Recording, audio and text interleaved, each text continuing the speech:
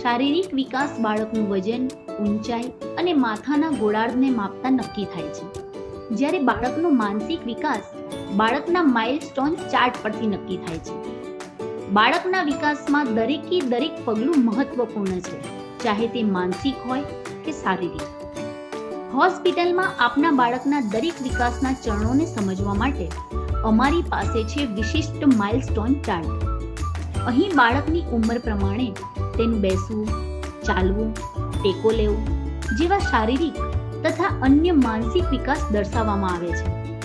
ઉદાહરણ તરીકે 6 માસનું બાળક ઊંધાથી જતા પડખા ફેરવે, અવાજની સામે પ્રતિક્રિયા આપે, નજીકની વસ્તુઓ તરફ ધ્યાન આપી જુએ અને પરિવારના સભ્યો અને ખાસ કરીને માતાને ઓળખતું હોય તે રીતે ધ્યાનથી જુએ. સામાજિક સમજશક્તિ, કોમ્યુનિકેશન અને લાગણીશીલતા પણ બાળકના માનસિક વિકાસની નિશાની છે.